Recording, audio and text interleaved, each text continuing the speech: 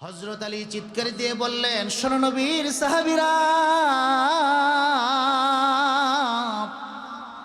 আমি এক সেকেন্ডের জন্য বিশ্বাস করি না আল্লাহ তো ঈসা নবীর চেয়েও তার হাবিবকে বেশি পছন্দ করেন।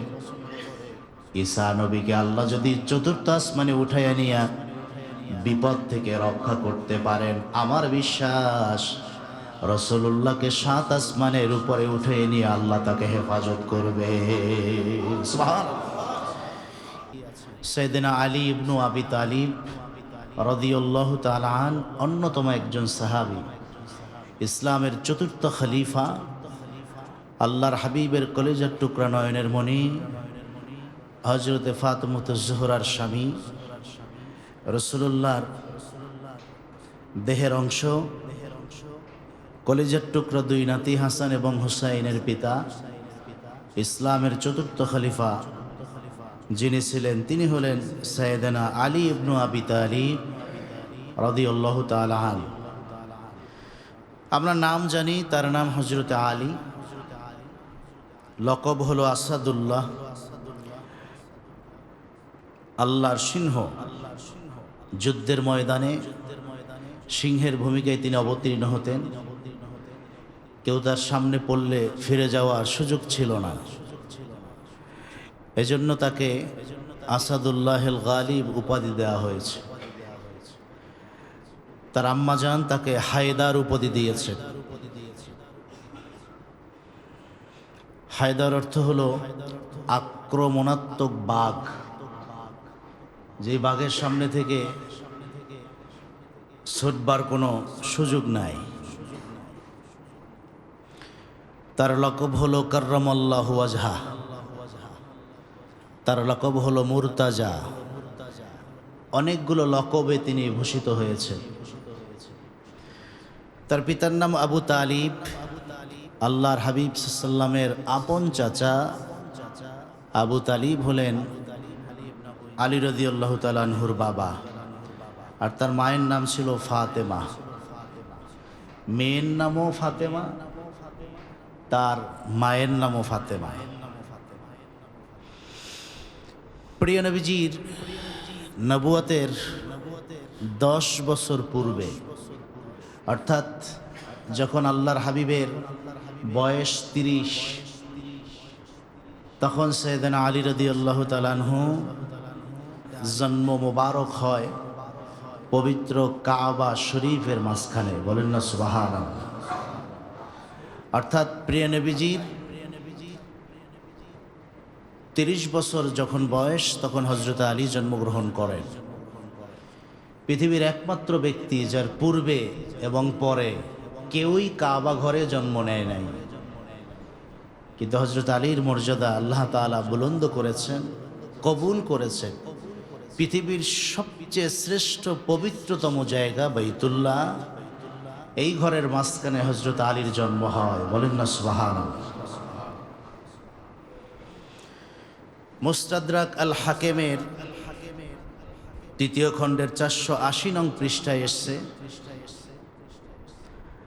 আন্না ফাতেমা বিনতে আসাদ, নিশ্চয় হযরত আলীর মা ফাতেমা, ওয়ালাদাত আমিরুল মুমিনিন আলী ইবনে আবি তালিব কাররামাল্লাহু ওয়াজহা ফি জাওফিল কাবা, নিশ্চয় আলীর মা হযরত আলীকে কাবার মাঝখানে জন্ম দিয়েছে। ইন্নাহু উলিদা ফি ইয়াউমিল জুমআতে সালিসা আশারা মিন শাহরি রজব, রজব মাসের 13 তারিখ পবিত্র জুমার দিনে কাবার মাঝখানে হযরত আলীর জন্ম হয়। সুবহানাল্লাহ।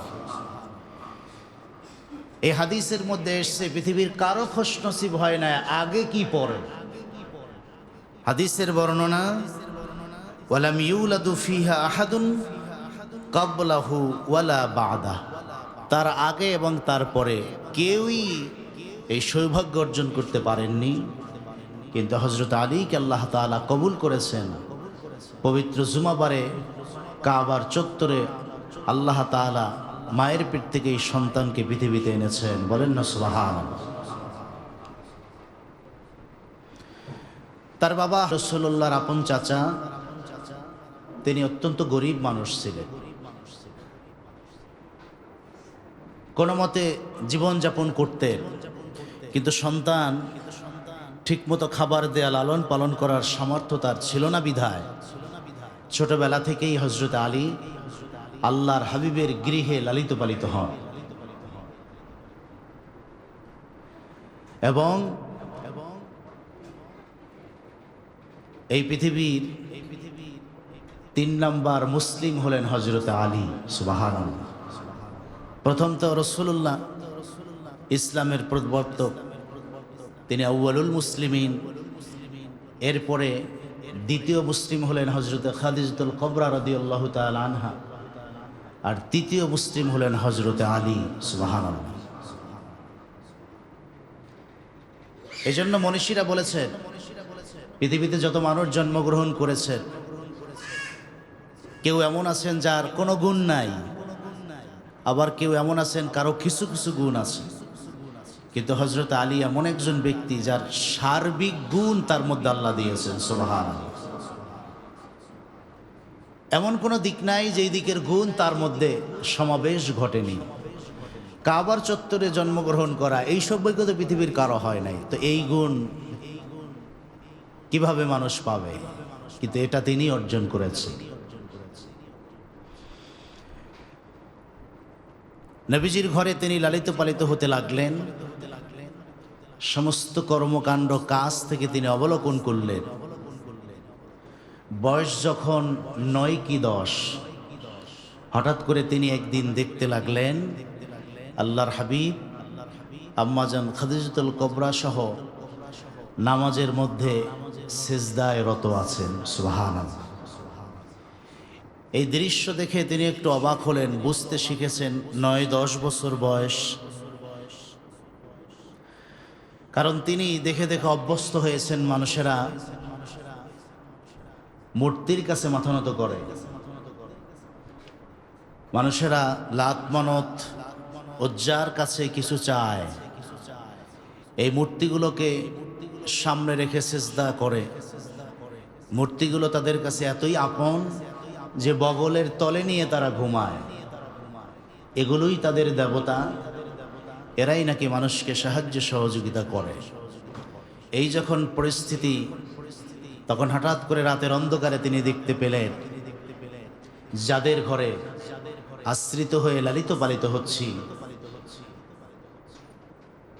সেই প্রিয় নবীজি এবং উম্মত জননী উম্মাহাতুল মুমিনিন খাদিজাতুল কুবরা দুইজনে মিলেই সিজদায় দীর্ঘ সময় পার করছে। প্রশ্ন করার বয়স যেহেতু হয়েছে, প্রশ্ন মাথায় ঘুরপাক খাচ্ছে। দীর্ঘ সিজদা শেষে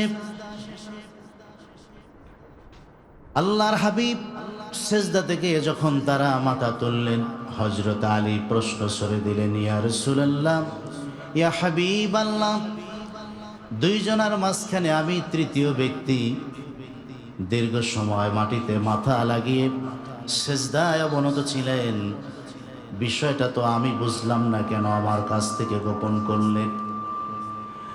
আল্লাহর হাবিব বললেন, আলী রে,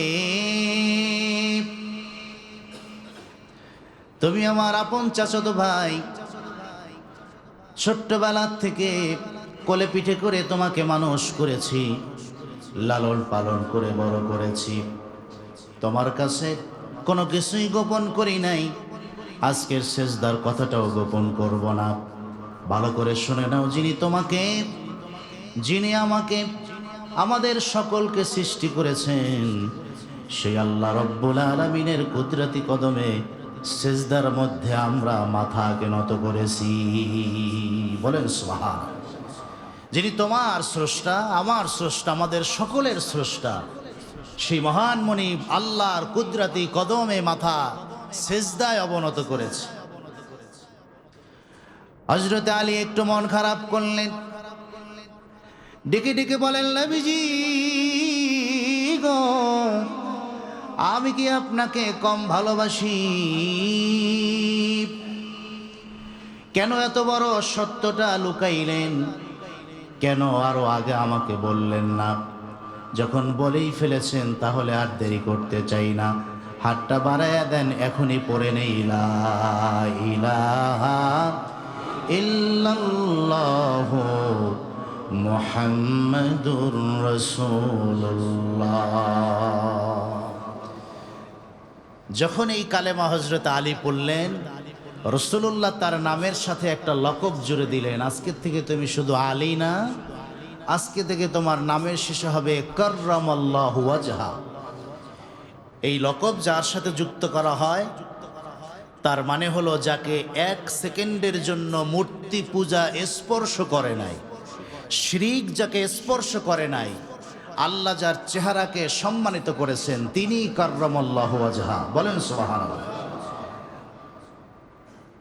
আবু বকর, ওমর, ওসমান অনেকেই পৌত্তলিকতার মধ্যে ছিলেন, ভিন্ন ধর্মে ছিলেন, শিরকি ধর্মে ছিলেন, সেখান থেকে ফিরে এসে ইসলাম গ্রহণ করেছেন। কিন্তু হযরত আলী পুরুষদের ভিতরে প্রথম মুসলিম, তিনি একমাত্র সাহাবী যাকে এক সেকেন্ডের জন্য শিরিক, মূর্তি পূজা, কুফর স্পর্শ করে নাই, বরং এই ছোট্ট শিশুটি কালেমা পড়লেন, নামের শেষে রাসূলুল্লাহ কাররামাল্লাহু ওয়াজহা যুক্ত করে দিলেন। বলেন না সুবহানাল্লাহ। ভালোবাসতেন নবীকে জীবনের চাইতে অনেক বেশি। আল্লাহর হাবিবের প্রত্যেকটি আদেশের কাছে বিনা প্রশ্নে মাথা নত করে দিতেন। এর নামই তো ঈমান, এর নামই তো ইসলাম। ইসলাম হলো আত্মসমর্পণের নাম, যা সাহাবীদের মধ্যে উজ্জ্বল আলোর মতো দীপ্ত আভা তাদের ভিতরে জেগে থাকতো। ঈমানের প্রাচীর এত মজবুত ছিল তাদের, আল্লাহ এবং রসুলের পক্ষ থেকে আদেশ আসতে দেরি হতো, রাসূলুল্লাহর নূরের কদমে মাথা পেতে দিতে দেরি হতো না। বলেন সুবহানাল্লাহ। হিজরত হলো তার অন্যতম দৃষ্টান্ত।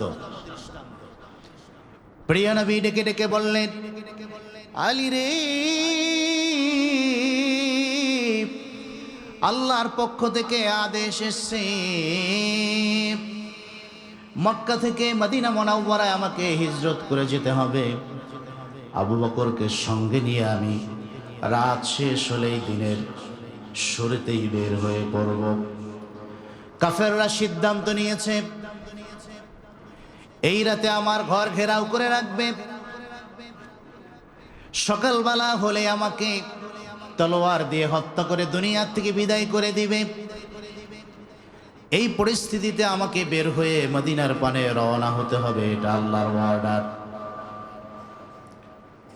কিন্তু আমার কাছে মক্কার মানুষের অসংখ্য অগণিত আমানত আছে, স্বর্ণ অলংকার গচ্ছিত আছে, টাকা পয়সা অর্থ করি আমার কাছে গচ্ছিত আছে। আমি যদি রাতের অন্ধকারে মক্কা ছেড়ে মদিনায় চলে যাই, মানুষের পাওনা যদি পৌঁছে না দেই, মানুষ আমাকে চোর বলবে, মানুষ আমাকে আত্মসাৎকারী বলবে। এই জন্য মানুষের আমানতগুলি তোমার কাছে গচ্ছিত রাখলাম। সকাল হয়ে গেলে আমার রেখে যাওয়া আমানতগুলি মানুষের কাছে পৌঁছায়া দিবে, আর নিরাপদে আমানত পৌঁছায়া দেওয়ার পর নিরাপদে মদিনা মুনাওয়ারায় চলে আসবে। সুবহানাল্লাহ। এই আমানতগুলি তোমার কাছে রেখে গেলাম, এগুলো মানুষের কাছে পৌঁছায়া দিবে আর নিরাপদে মদিনায় চলে আসবে। এখন আমার খাটের বিছানায় আমার চাদর মুড়ি দিয়ে ঘুমাও। সুবহানাল্লাহ। হযরতে আলী জান্নাতি ঘুম ঘুমালেন। আল্লাহর হাবিবের দেহ যেই বিছানায় লেগেছে, ওটা তো জান্নাতি বিছানায় পরিণত হয়েছে। এমন বিছানায় জীবনের শ্রেষ্ঠ আরামের ঘুম ঘুমালেন আলী। আর মনে মনে তিনি স্থির করে নিলেন, বিশ্বাস করে নিলেন, মদিনার মক্কার মানুষের আমানত বুঝিয়ে না দেওয়া পর্যন্ত, নিরাপদে মদিনায় না পৌঁছানো পর্যন্ত পৃথিবীর কোনো কাফেরদের অস্ত্র আলীকে এক মুহূর্তের জন্য আঘাত করতে পারবে না। বলেন সুবহানাল্লাহ। কাফেরদের সিদ্ধান্ত ঘরে ঢুকবো আর কোপ, এক কোপে মুহাম্মদ সাল্লামের কল্লা দ্বিখণ্ডিত করে ফেলবো। কিন্তু ওই খাটের উপরে ঘুমিয়ে আছেন কাঁথা মুড়ি দিয়ে হযরত আলী। তার মানে রাসূলুল্লাহর জায়গায় শহীদ হওয়ার কথা হযরত আলী। কিন্তু আলীর বক্তব্য হলো, আমি নিশ্চিত পৃথিবীর কোনো শক্তি নাই, কাফেরদের কোনো তলোয়ারের কোনো ক্ষমতা নাই, যতক্ষণ না মক্কার মানুষের আমানত ফিরিয়ে দেই, যতক্ষণ না মদিনায় নিরাপদে পৌঁছে যায়, পৃথিবীর কোনো অস্ত্র আলীর কল্লাকে দুই ভাগ করতে পারবে না। সুবহানাল্লাহিল আযীম। কারণ রাসূলুল্লাহ বলেছেন, আমানত পৌঁছে দিয়ে নিরাপদে তুমি মদিনায় পৌঁছবে, টেনশন করো না। সুতরাং রাসূলুল্লাহর ভবিষ্যৎবাণী এটা অক্ষরে অক্ষরে সত্য হবে, কাফেরদের সমস্ত ষড়যন্ত্র ভেস্তে যাবে। বলেন সুবহানাল্লাহ। নবীজি যাই বলেছেন তাই হয়েছে। সকালবেলা যখন কাফেররা রক্তচোখার অস্ত্রের ঝনঝনানি দিয়ে ঘরের ভিতরে ঢুকেছে, কেউ একজন বলল, এই তো শুয়ে আছে, কোপটা দেই। আর একজন বলল, খাতাটা জাগায় আগে দেখো কে।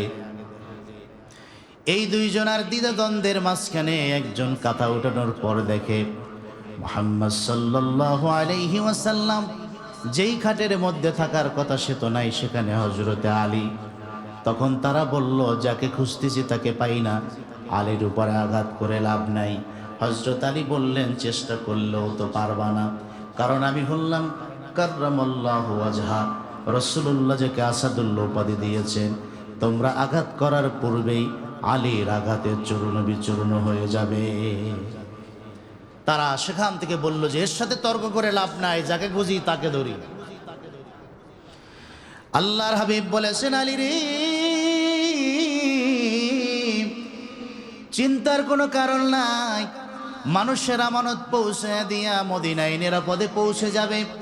হযরত আলী বলেন, 3 দিন মুক্ত আকাশের নিচে মানুষের দাঁড়ে দাঁড়ে গিয়ে রাসূলুল্লাহর হাতে রেখে যাওয়া আমানতগুলো আমি পৌঁছে দিয়েছি।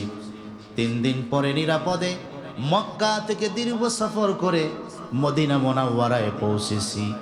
এই 3 দিন আর সফরের দিনগুলিতে এক মুহূর্তের জন্য আমাকে কেউ বাধা দেয় নাই। সুবহানাল্লাহ। নিরাপদে রাসূলুল্লাহর বাণী অনুযায়ী আমি মক্কা মুকাররমা থেকে মদিনা মুনাওয়ারায় পৌঁছে গেছি। প্রিয় বাবাজিরা আমার, হযরত আলী রাদিয়াল্লাহু তাআলা জীবনের চাইতেও প্রিয় রাসূলকে অনেক অনেক বেশি ভালোবাসতেন।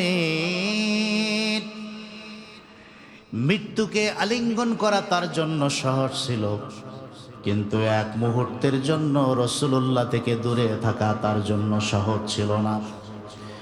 এই জন্য যুদ্ধের ময়দানে শুধু যুদ্ধই করতেন না, আর রাসূলুল্লাহকে হেফাজতের জন্য নিজেকে ঢাল বানিয়ে কাফেরদের সামনে তুলে ধরতেন। হযরত আলীর এই বীরত্বের প্রশংসা শুধু জমিনের মানুষেরা করত না, স্বয়ং আরশে আজিমের ফেরেশতারা হযরত আলীর এই বীরত্বের প্রশংসা করতেন। সুবহানাল্লাহ। হযরত আলীর এই বীরত্বের প্রশংসা শুধু সাহাবীরা করত না, আল্লাহর পক্ষ থেকে ফেরেশতারা নেমে এসে রাসূলুল্লাহর সামনে প্রশংসা করতেন। সুবহানাল্লাহিল আযীম। উহুদ যুদ্ধ তার জ্বলন্ত প্রমাণ। আল্লাহর হাবিবের সবচেয়ে বেশি রক্ত মোবারক ঝরেছে উহুদের যুদ্ধে। প্রিয় নবীজি বারবার কাফেরদের আক্রমণের কারণে আক্রান্ত হয়ে পড়ছেন। অবস্থা এমন হয়েছে, কিছুক্ষণের মধ্যে উহুদের ময়দানে খবর ছড়িয়ে পড়েছে, কদ কুতিলা মুহাম্মদ। ও মদিনার আনসার আর মুহাজির সাহাবীরা শোনো, যেই নবীর পক্ষ নিয়ে তোমরা জিহাদের ময়দানে আছো, উহুদের ময়দানে যুদ্ধ করতেছো, এই উহুদের ময়দানে মুহাম্মদ সাল্লাল্লাহু আলাইহি ওয়াসাল্লাম শহীদ হয়ে গেছে। জোরে বলেন নাউযুবিল্লাহ। একটা মিথ্যা খবর ছড়াইয়ে দিছে যাতে করে মুসলমানদের মনোবল ভেঙে যায়। খবর ছড়িয়ে দিয়েছে যে মুহাম্মদ সাল্লাল্লাহু আলাইহি ওয়াসাল্লাম শহীদ হয়ে গেছে। হযরত আলী চিৎকার দিয়ে বললেন, শোনো নবীর সাহাবীরা, আমি এক সেকেন্ডের জন্য বিশ্বাস করি না আল্লাহ তো ঈসা নবীর চেয়েও তার হাবিবকে বেশি পছন্দ করে। ঈসা নবীকে আল্লাহ যদি চতুর্থ আসমানে উঠাইয়া নিয়া বিপদ থেকে রক্ষা করতে পারেন, আমার বিশ্বাস রাসূলুল্লাহকে 7 আসমানের উপরে উঠিয়ে নিয়ে আল্লাহ তাকে হেফাজত করবে। সুবহানাল্লাহ। ঈসা নবীকে যদি আল্লাহ চতুর্থ আসমানে উঠাই নিতে পারেন, তাহলে রাসূলুল্লাহকে 7 আসমানের উপরে নেবে। এই খবর মিথ্যা। কিন্তু খবরটি মিথ্যা তা কেমনে প্রমাণ করব? উহুদের মাঠের এই প্রান্ত থেকে সেই প্রান্ত দৌড়ালেন হযরতে আলী। প্রিয় নবী নাই, কোথাও আমার নবীকে খুঁজে পাওয়া যায় না। হযরত আলী একটু ভয় পেয়ে গেলেন, তাহলে আসলেই কি রাসূল চলে গেলেন নাকি? হযরত আলী চিন্তা করলেন, এই মুহূর্তে দাঁড়িয়ে থেকে লাভ নাই। যদি রাসূলুল্লাহ শহীদ হয়ে যান, এই জমিনে আলীর বেঁচে থেকে কোনো লাভ নাই। অস্ত্র ধরলেন, 10, 12, 13, 14 জন কাফেরকে হত্যা করে জাহান্নামে পাঠিয়ে দিলেন। হযরত আলীর এই সিংহের মতো গর্জন আর বাঘের মতো আক্রমণাত্মক শিকারীর এই দৃশ্য দেখে কাফেররা ছত্রভঙ্গ হয়ে যায়। এই ছত্রভঙ্গ হয়ে যখন চারদিকে কাফেররা ছুটাছুটি করে, এই কাফেরদের পিছন থেকে রাহমাতুল লিল আলামিনকে দেখা যায়। বলেন না সুবহানাল্লাহ। তারা আঘাত করে রাসূলুল্লাহকে বেহুশ করে ফেলে রেখেছে, কিন্তু কাফেরদের অসংখ্য অগণিত মানুষদের কারণে রাসূলুল্লাহকে দেখা যাচ্ছিল না। হযরত আলী যখন সিংহের মতো গর্জন দিয়ে যুদ্ধের ময়দানে ঝাঁপিয়ে পড়লেন, কয়েকজনকে মেরে ফেললেন, তারা যখন দিক বিদিক ছুটে গেল, তখন রাসূলুল্লাহর নূরের চেহারা ভেসে উঠল। সুবহানাল্লাহ। তখন আল্লাহর হাবিবের হুঁশ আছে। হযরত আলী দৌড়ে রাসূলুল্লাহর সামনে গিয়ে দাঁড়ালেন। প্রিয় নবীজি ইশারা করলে বললেন, আলী রে, তোমার পিছন থেকে আবারও কাফেররা আসতেছে। এবার হযরত আলী রাসূলুল্লাহকে পিছনে রেখে বুকটাকে কাফেরদের সামনে পেতে দিয়ে আবারও যুদ্ধ শুরু করলেন। কয়েকটাকে কেটে জাহান্নামে পাঠিয়ে দিলেন। কাফেররা আলী আর রাসূলুল্লাহকে ফেলে দূরে চলে যায়। আল্লাহর হাবিব কাফেরদের হাত থেকে মুক্ত হয়ে যায়। বলেন সুবহানাল্লাহ। এই বীরত্ব গাথা থেকে জিবরাইল আমিন নেমে এসেছে, এসে বলেন, নবীজি গো, যোগ্য একজন বীরত্ব গাথা, আপনার সাহাবীর প্রশংসা না করে পারলাম না। কাফেররা ঘোষণা দিয়ে আপনাকে আবদ্ধ করে রেখেছে, হত্যাই করে ফেলত, কিন্তু আপনার আলী সিংহের মতো গর্জন দিয়ে কাফেরদেরকে থামিয়ে দিয়েছে, অনেকগুলো কাফেরকে জাহান্নামে পাঠিয়ে দিয়েছে। আল্লাহর হাবিব এই কষ্টের মধ্যেও মুস্কি হাসি দিয়ে বলে, ভাই জিবরাইল, তুমি আলীর প্রশংসা করলে আমার সামনে দাঁড়িয়ে শুনে নাও। রাসূলুল্লাহ বললেন, ইন্নাহু মিন্নি ওয়া আনা মিনহু, আমি রাসূল হলাম আলীর, আর আমার আলী হলো আমার। বলেন সুবহানাল্লাহ। আমি আলীর আর আলী হলো আমার, সুতরাং আলী তো আমাকে সেভ করবে। চিৎকার করে বলেন সুবহানাল্লাহ। এটা কত বড় কথা যে আমি আলীর আর আলী আমার। রাসূলুল্লাহ নিজের সত্তা অস্তিত্বের সাথে তাকে যুক্ত করে ফেলেছেন। জিবরাইল আমিন মুস্কি হাসি দিয়ে বলেন, ও নবী, দুইজন আর তাহলে আমি কার? জিবরাইল আমিন বললেন, আপনি আলীর আর আলী আপনার। জিবরাইল আমিন নিজের মুখ খুলে বললেন, ওয়ানা মিনকুমা, আর আমি জিবরাইল হলাম আপনাদের দুইজনার। বলেন সুবহানাল্লাহ। আপনারা দুইজন আর আমি হলাম আপনাদের দুইজনারই। এই কথার দ্বারা জিবরাইল আমিন রাসূলুল্লাহর প্রতি এবং আলীর প্রতি তার যে একটা মহব্বত, ভালোবাসা, নিদর্শন তা প্রকাশ করেছে।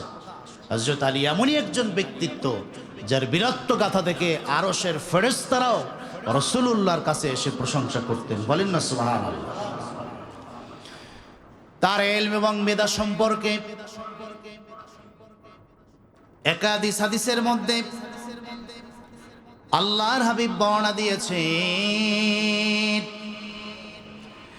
যেমন ছিল তার দেহের শক্তিমত্তা, তেমন ছিল তার প্রখর মেধা এবং ইলমের যোগ্যতা। খায়বার যখন বিজয় হলো, ওই খায়বারটা ছিল একটা বিশাল দুর্গ।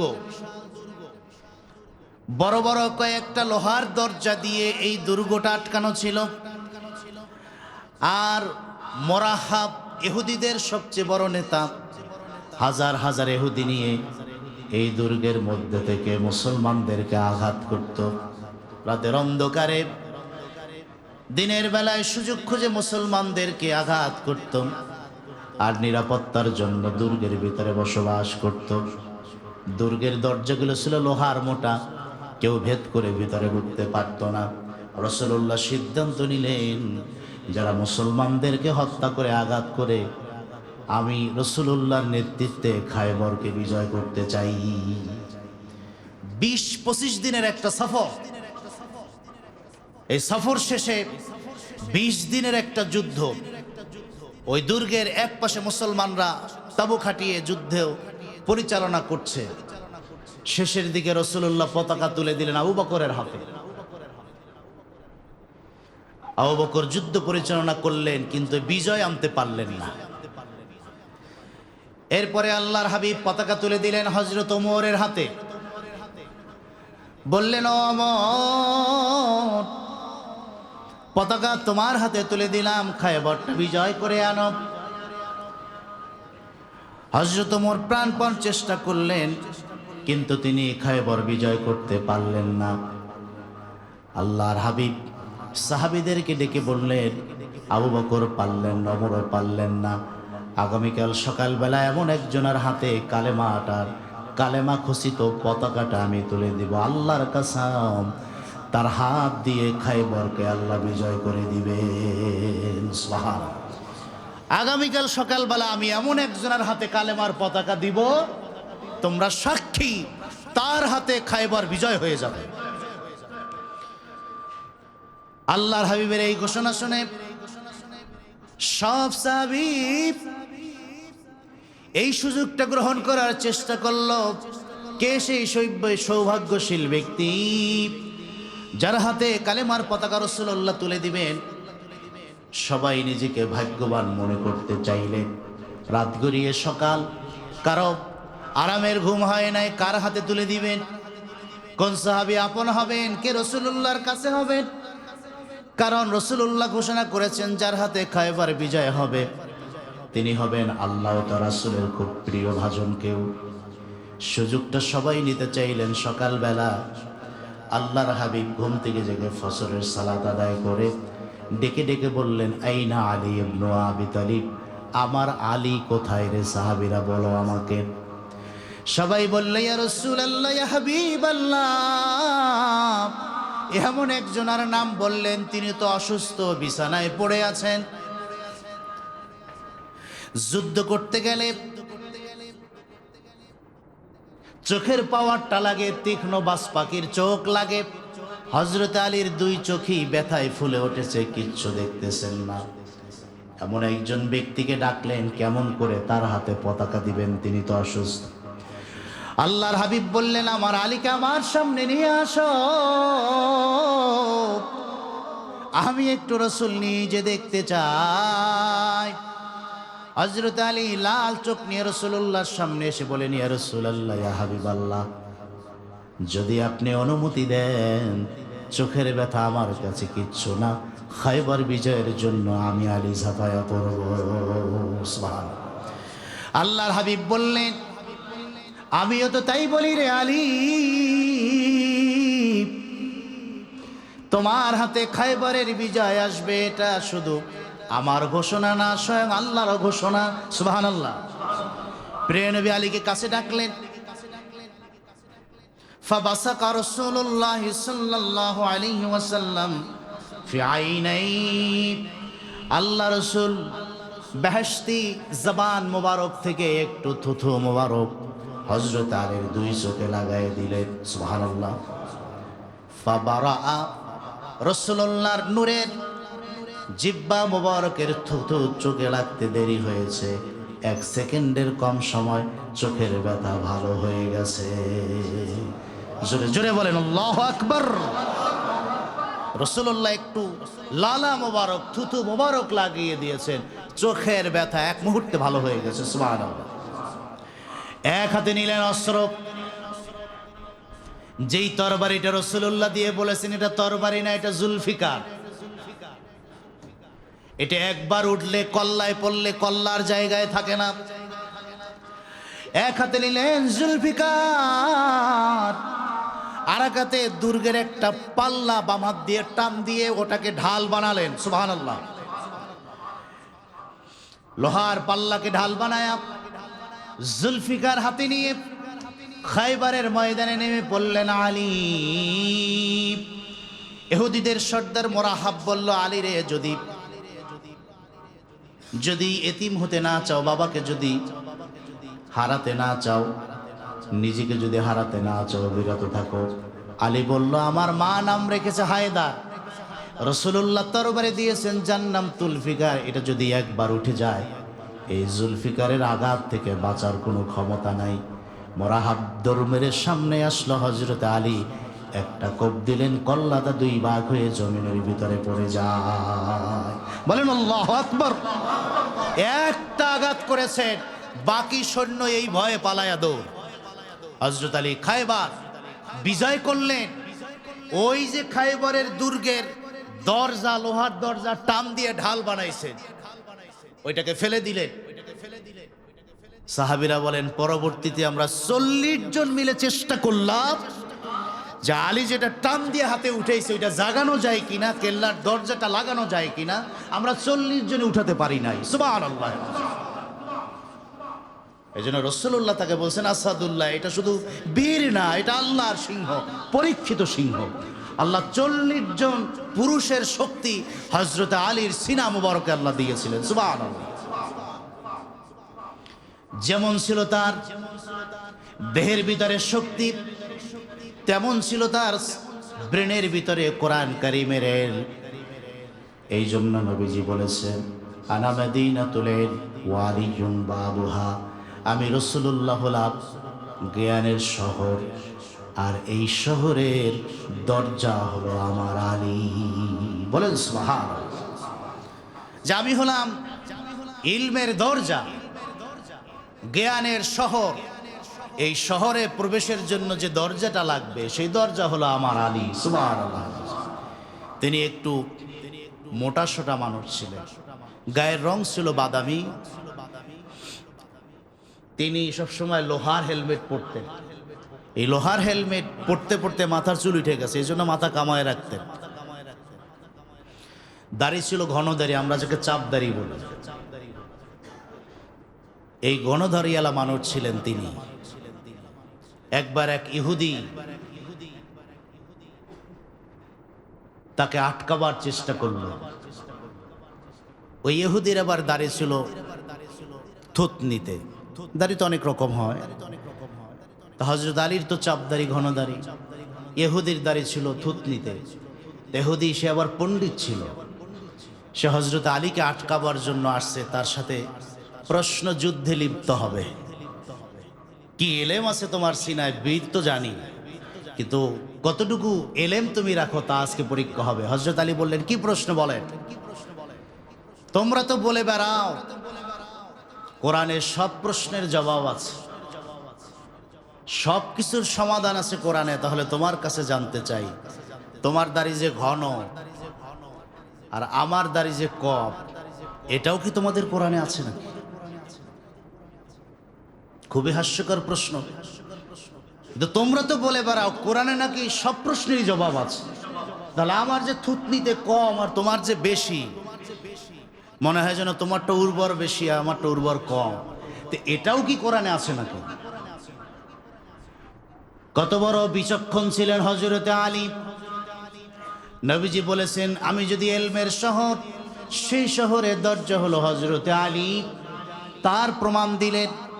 ইহুদির এই প্রশ্নের জবাব দিতে গিয়ে তিনি সঙ্গে সঙ্গে কোরআন কারীমের একটা আয়াত পড়লেন।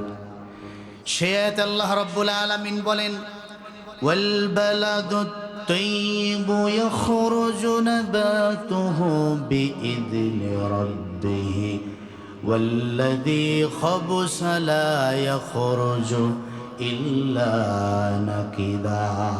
বলেন আল্লাহু আকবার।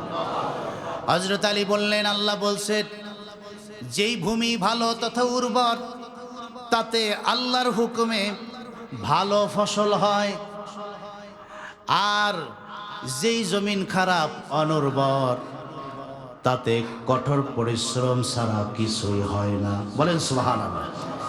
যেই জমিন ভালো উর্বর, তাতে ফসল হয় ভালো, আর যেই জমিন খারাপ, তাতে প্রচুর কষ্ট পরিশ্রম ছাড়া কোনো কিছুই হয় না।